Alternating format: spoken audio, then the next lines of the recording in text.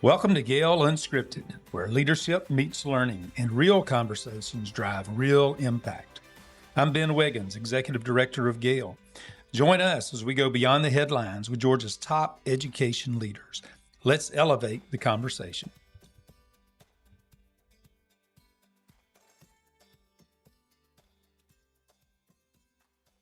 Welcome, GAEL family. We have some wonderful guests with us today from the University of Georgia Fanning Institute and one special guest from a very, very fantastic high school, or so I hear. But Jason, will you start us off and introduce yourself, and then we'll go down the line. Yeah, absolutely. Thanks so much, Ben, for having us on, and to GAEL for the opportunity. As Ben said, my name is Jason Edwards, and I'm a public service faculty member at the University of Georgia's J.W. Fanning Institute for Leadership Development. And just to give you a quick overview of what the Fanning Institute does, we are a part of the university's tri-part mission. The University of Georgia and any land grant, sea grant institute is going to be committed to three things: excellence in teaching, excellence in research, and excellence in public service and outreach. And the Fanning Institute is housed right in that public service and outreach division. And so what we are charged with doing is serving as the bridge to communities back to the university as a unit. And we are one of 8 units, and what we do at the Fanning Institute is leadership development. So I have a faculty appointment, but I don't teach traditional college courses. What I do is I develop training and education around leadership development. And we do that kind of with 4 groups. One being with youth programs, and this is why Ms. Maffio is here today, as we got a chance and opportunity to work with her students. We work with adults, a lot of times in Chamber of Commerce type programs like a Leadership Athens or a Leadership Fulton group. We have a few nonprofit former directors on our faculty who help nonprofits, whether it's technical assistance or board governance training, and then even have a few attorneys who do mediation and conflict resolution. And so the whole idea of it is, though, that we are a people-serving, a community-serving organization that works directly with an individual organization kind of based on their needs. And so just felt like that was important to give you kind of a lay of the land here. Yeah. Thanks, Jason. I'm Lauren Healy, also with the J.W. Fanning Institute for Leadership Development, over our youth programs and our conflict transformation and dialogue programs. And I, along with Jason, provide oversight over our youth programs, and that involves everything from developing curriculum resources to working directly with youth and also working with schools and organizations in planning effective youth leadership programs. And I'm Kelly Maffio. I'm one of the assistant principals at Oconee County High School, which Mr. Wiggins alluded to as the best high school in the nation. So I work with all of our students, but a few years ago we started a student leadership team, and so that is one of my passions at the high school. Fantastic. All right, well, talk to us a little bit. Maybe we start with Jason, but any of you jump in there. Why is youth leadership development so important for Georgia schools? Yeah, I mean, I think it really comes down to 3 things. And I think right now our high school students, post-pandemic still, expectations of figuring out what they're supposed to do with their lives is a great stressor. In fact, Lauren and I, we just got back from a conference in Virginia, which was all about university community engagement. And one thing that we had done was wrote a research poster kind of on the top 5 issues impacting teens across Georgia based on a summit that we recently held that we'll talk a little bit more about on the show. But there's just a great sense of pressure. And that was the number one outcome from these students, these listening sessions and focus groups that we had held, that I have to figure out what I'm going to do with my life. There's this pressure that I have to get into a really great college, right? And so I think for young people, that's a great burden to carry. It's a great burden to carry for adults. But leadership development really goes kind of back to 3 things. It's 1, understanding that you have gifts, right? Your gifts really matter. Your strengths matter. And in fact, we do exercises with the students to help them even kind of think about what their gifts are and how vital they are to their school communities and their home communities and their families. So there's that. The second thing is growth, right? We are intentional about using the stretch zone. We don't want to overload students right away with so much, but we want to put them in an area that'll challenge them healthfully. And leadership development, intentional leadership development, allows you to do that. And the last thing, and kind of goes back to that first point, is grace.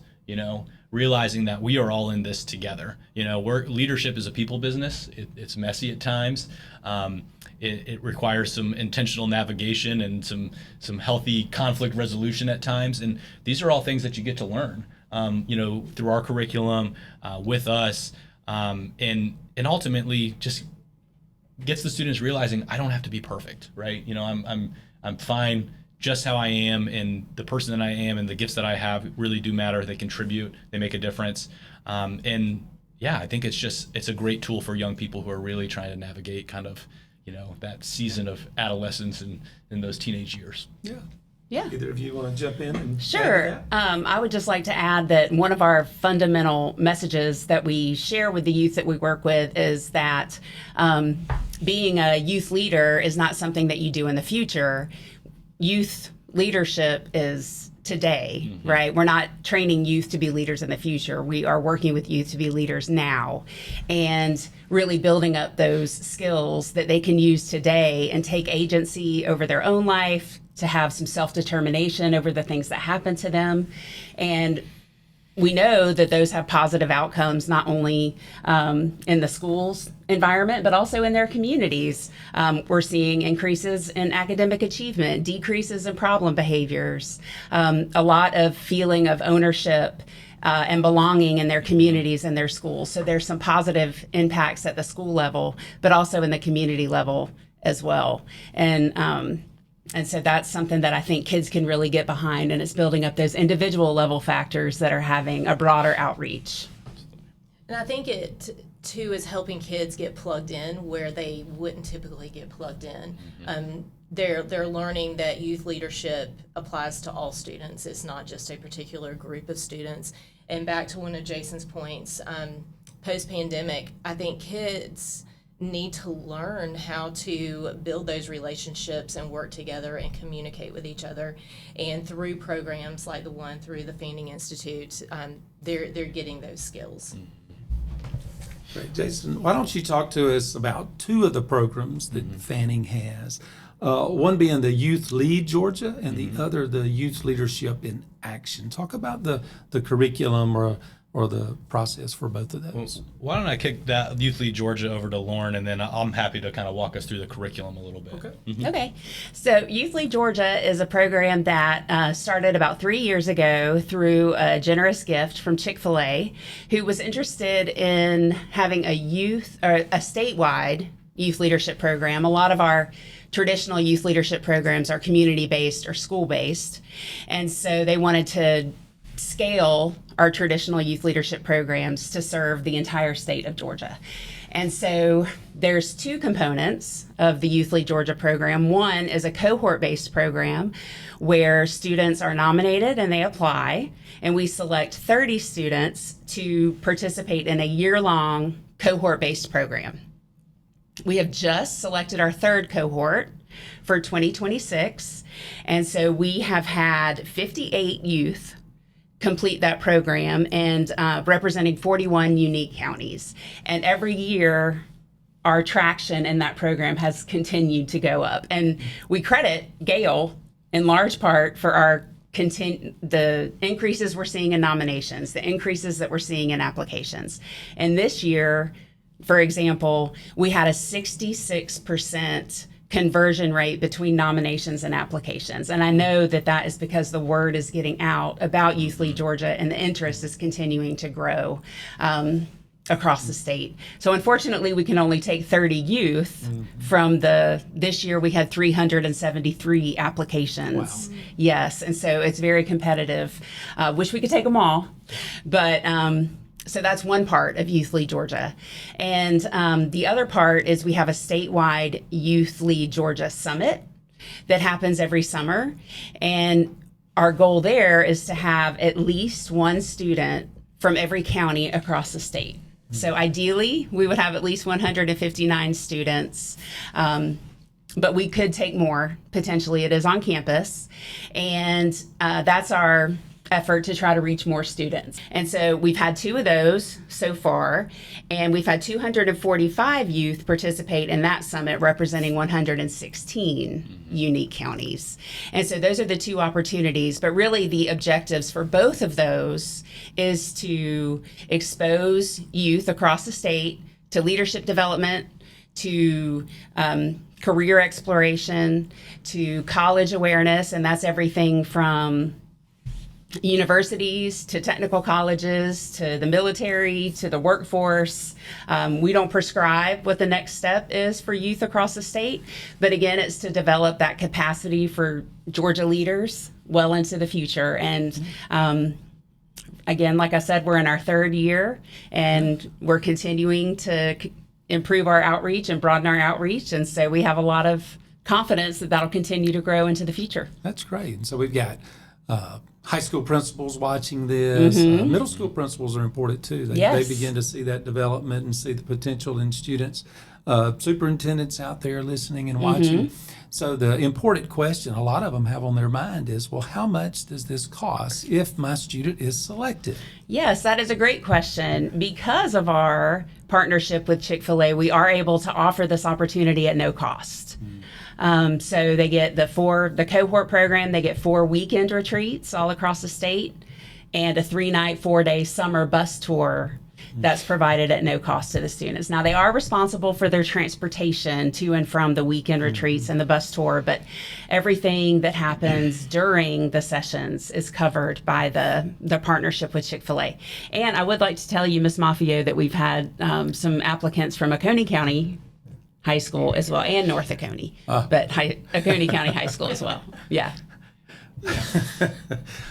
Jason, talk a little bit about the curriculum for that. Let's start with the youth leadership. Sure. And just to highlight and echo Lauren's point, GAEL has been a tremendous partner in getting the word out there. We really care about getting representation across the state, and GAEL has been able to get us into contact with folks who are maybe over in Southeast Georgia or Southwest Georgia that might be a little further from the university. So as Lauren said, each year our numbers essentially almost nearly double in terms of nominations and application, and we know that's a huge part because of what you guys do and how you're promoting the program, so we appreciate that.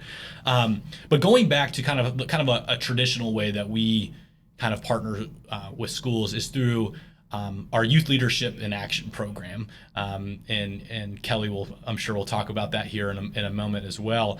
But what we have developed at the Fanning Institute is a leadership development curriculum specifically for youth that was written in-house. It's grounded in research, and it's in alignment with the Georgia standards of excellence as well. And so really kind of the curriculum is aligned into 3 areas. One question that we often get asked at the Fanning Institute is, what is the Fanning Institute's definition of leadership, right? We're very hesitant to give it a definition, and we even get the kids to think about, why is that, right? It's because if I went around the table right now, all of us would probably have some great variants and definitions, because leadership, it's dependent on, values, it's dependent on, your beliefs, kind of, but what you kind of see is some core actions that effective leaders are able to do. And what we get the students to think about is effective leaders know how to master 3 areas. It's the mastery of themselves. They understand what their strengths are, but they're vulnerable enough to look at themselves in the mirror and say, hey, I have some growth areas. I need some help, some further development. It's mastery of relationships. So if you find that your leadership journey is lonely, you are surely doing it wrong and will burn out. So we need people, right? Leadership's a people business, and we get things done when we work together. And so they learn about that mastery of relationships. And the last thing is kind of the call to action, is a mastery of action. And so the way that our curriculum kind of ends is kind of a call to action. We celebrate at the Fanning Institute. We want to give students a nice certificate and celebrate the time and investment that they put into their own leadership development, but that's the beginning of the work. It's not the end. And so we get students to think about what's a project they want to take on in the school or in their community. And so the way the curriculum is kind of structured is we have K through 5 or K through 12 different adaptations. So obviously, we have our K through 2 students and 3 through 5 students actually have different activity guides that we roll with them through. The modules are obviously a little bit shorter, than our 6 through 12 curriculum, but everything we do is we use the word facilitation. We are not the teachers, right? We're a teacher's the master of the progression, the content, right? Whereas facilitators, we make the students kind of the master of the problem. So a lot of our work, you'll see us get up around the room. Students are in different activities, throughout the time that they spend in our modules, whether it's in think, pair, shares, or it's, a group solving problem activity, whatever it might be. And so our K through, our 6 through 12 curriculum, a little bit more in depth. And so we have actually 33 instructional hours of content that we can do with the students, and we break it up into 8 modules. So we start with that mastery of self, where they're understanding kind of what their gifts are, growth areas are, to how they communicate, right? And then as we kind of transition into mastery of relationships, well, we know middle and high schoolers never have conflict, right? So we have a whole module on that. But appreciating differences, what highly functioning teams do, and then even that kind of goes into our last portion of that mastery of action of, what are some assets and strengths of my community. We even do some community mapping with them where they're reflecting on things that make their community great, but also what's areas that could be improved, right? And that last one is kind of all about like that personal kind of action plan. What are you going to do about it now? Kind of the now what that you've been through this. So we kind of have 2 different ways we partner. So we can come in and like with Kelly, we have worked with Kelly's students directly, and we facilitate the content. Lauren and I are both former educators, so we love to work with students. In fact, that's most of us at Fanning love to get in the car and go to communities and work. But we have resources to train educators as well in our curriculum if that was something of interest, of them facilitating it and using our license and resources. Lauren, did you want to add to that, or? Oh, go ahead. Oh, no, that was great. Perfect. Great. Talk about the timeline for the applications, maybe real quick, for the Youth Lead. When is that application? So for the Youth Lead Georgia program, we start accepting nominations in May and take those through August. And then the application period is from September 1st to September 30th. And then we take those applications and send them out to an external selection committee and remove all identifying characteristics. And then those applications are graded, and we go through that and select the cohort and announce them. We actually announced our cohort last week. But something that's very timely right now is our Youth Lead Georgia Summit. We're going to be putting out the call for applications in January. And so any rising 10th and 11th grade students, we would love to have them go ahead and apply. And then we will be accepting those applications through the spring. And your goal, I'll make sure that our members heard that and that I understood correctly, but your goal is you would love to have a student represent each school district, county in the state. Yes. At least one student from every county in the state. Yeah. And that cost? No cost. Yeah. So we'll be communicating that via GAEL to high school principals and superintendents for you in January to help get that word out.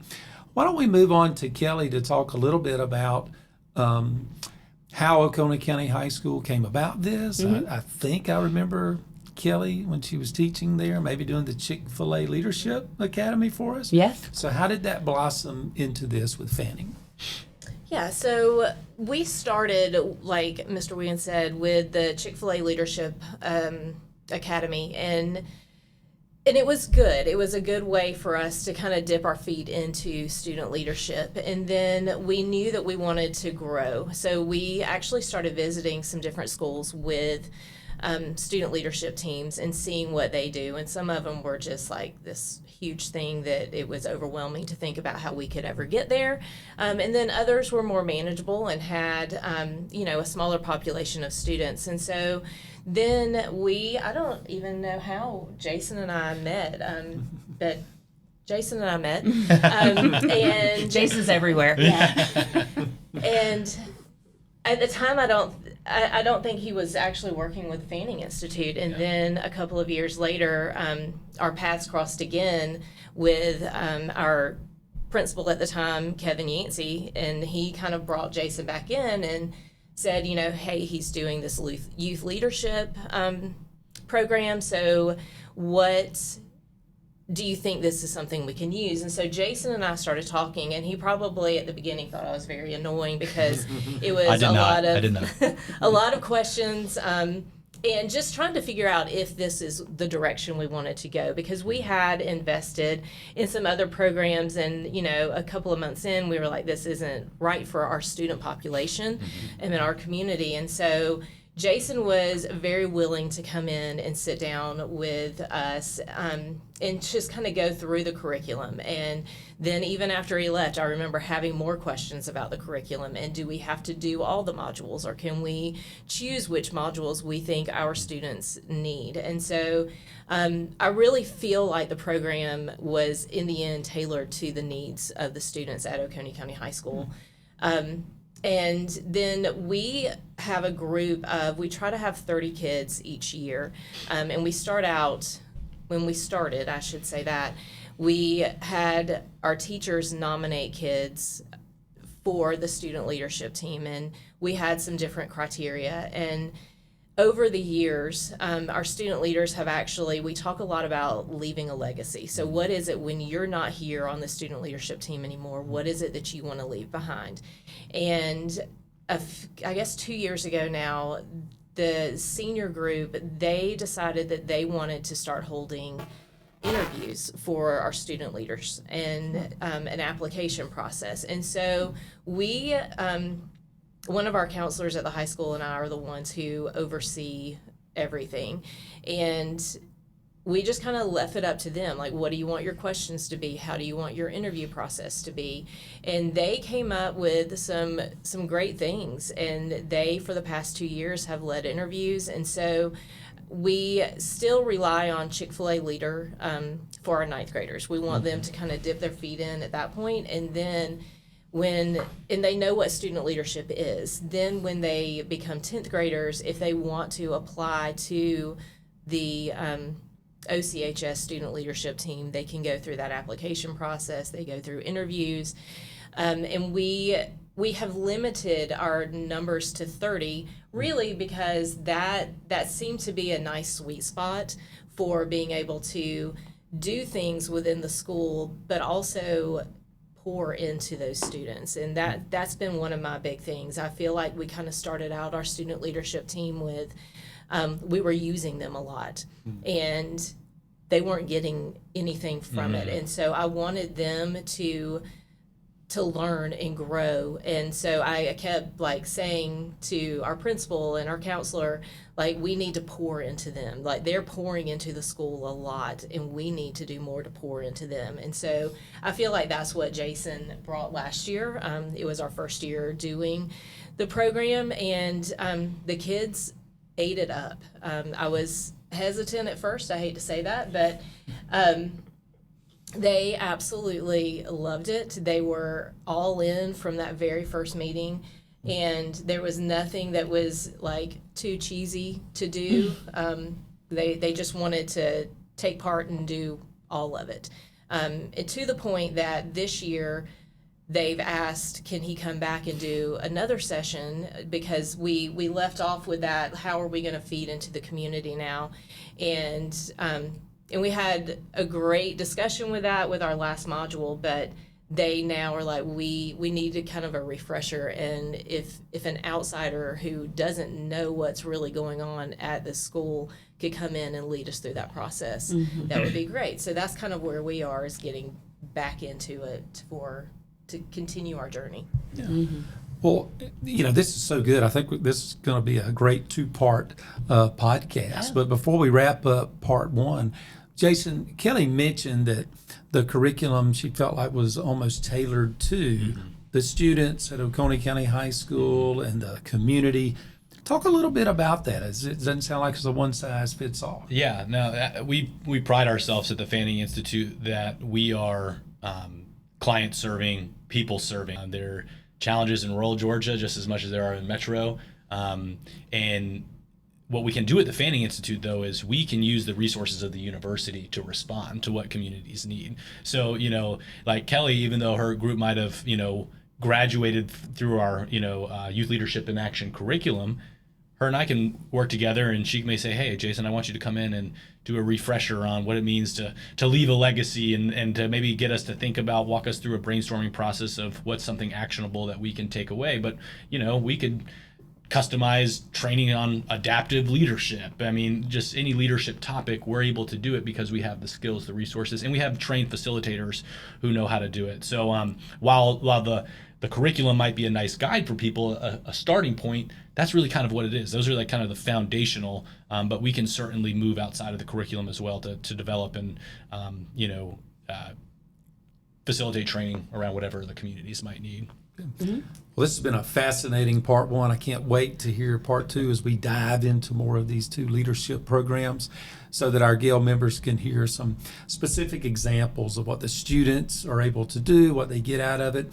And for the school leadership team like Kelly has at Oconee County High School, I'm really looking forward to hearing some of the specifics that they're doing and what their students are learning from that.